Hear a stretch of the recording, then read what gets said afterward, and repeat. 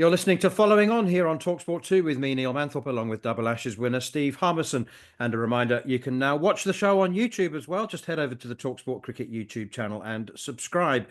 Right, there were many standout performances and highlights of the last round of the Championship Games, but none more eye-catching than James Rew's remarkable century as Somerset chased down 325 to beat Essex by 3 wickets for their first championship win of the season. It was remarkable. James joins us now to reflect on that innings. You said that it was your best 100, your 10th and your best. Is that because you were 78 for 5 in the fourth innings, James? Probably played a part in it. Yeah. I mean, it was a difficult wicket. They bowled nicely the whole game, and we felt like it was going to be a challenge, especially being 5 down pretty early. But yeah, I mean, managed to build a couple of partnerships with Lewis Gregory and then Craig Overton, who both played incredibly. And yeah, just stuck over the line in the end.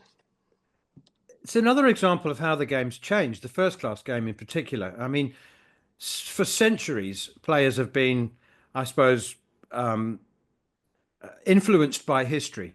You know, it's just like you don't make the highest score of the match in the fourth innings. You don't chase 325 from 78 for 5. It just doesn't happen.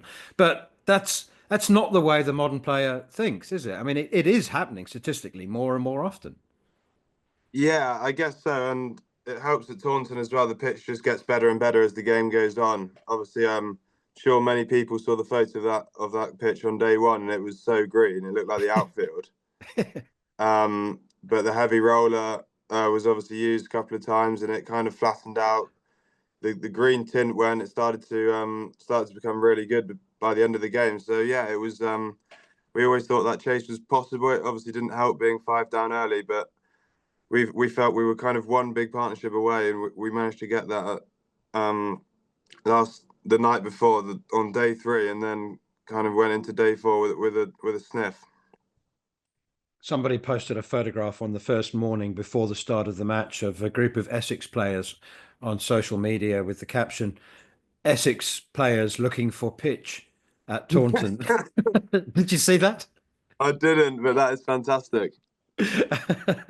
um, you obviously will have, well, you might not be aware, but a lot's been written about the fact that you're the youngest player since Dennis Compton to score 10 hundreds. Does that sort of history flatter you? It's quite a name to be associated with.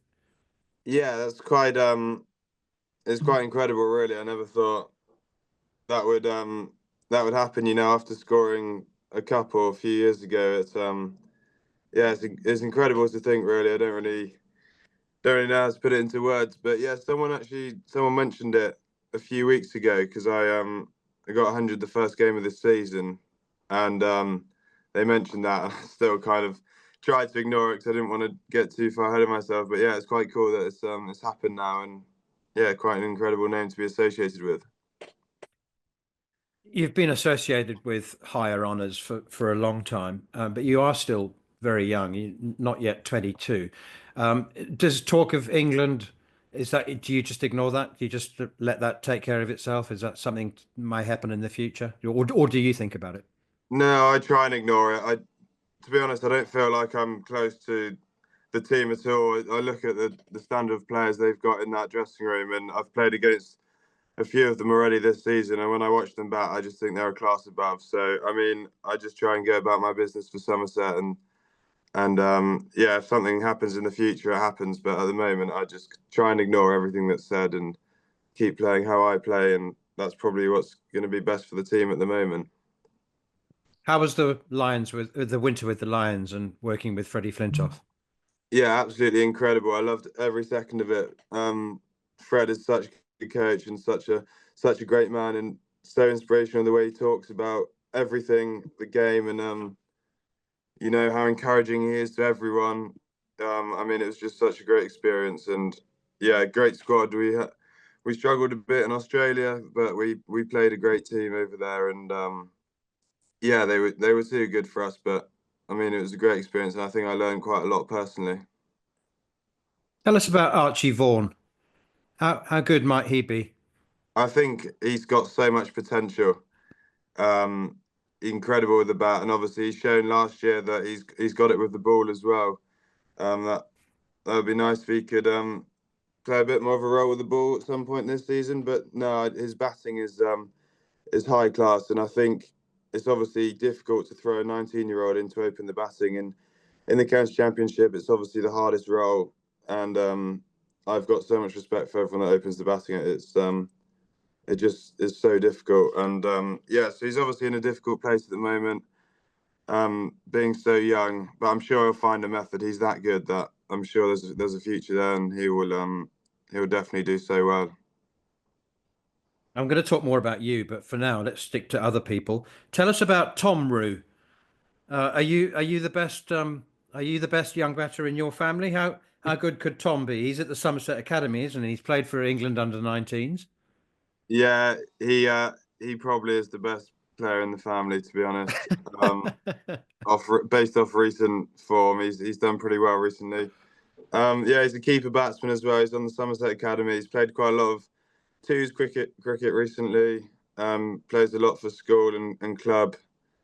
But yeah, he's still in the first year of his A levels, so he's got a lot ahead of him, and I'm sure it would be nice to play for Somerset with him one day if he ever makes it. But if he keeps going like he is, I'm sure he'll be close because I think he's quite a good player. And back to Somerset, is this a big turning point? I mean, it's your first win, but there's been some pretty good games that could have gone either way before this. Yeah, I feel like we had some good opportunities. We got quite unlucky in a few matches. I felt like a few things didn't go our way. We got unlucky with conditions a few times. I felt like we did get outplayed by teams, but we were kind of showing glimpses of good form. Like we had periods of play where we did really well, and then suddenly one bad hour lets the opposition beat you. So yeah, I mean we got quite down after losing to Surrey, being almost kind of bowled out in an hour, and we kind of had to take a step back, have a good regroup, and yeah, we had a bit of a think and came back that came back this week and showed a bit more fight and managed to get over the line. James, congratulations. What lies ahead? How's the next month panning out? So we've got two more championship games. We've got a week off this week, and then we play Sussex at home, and then Durham away, and then we start the T20s. Harmy always says that the trip to Durham's worth at least 3 wickets for the home team. He reckons you travel from Taunton to Chester Street, you're as good as three down if you bat first. We actually last year we went up 2 days before the game. So we had a night, then we trained, and then the next day we started the game. But it didn't seem to help too much. We lost in 2 days to Ben Stokes, really. Yeah. Well, your 10th first class 100. It is staggering. As I said, not since Dennis Compton.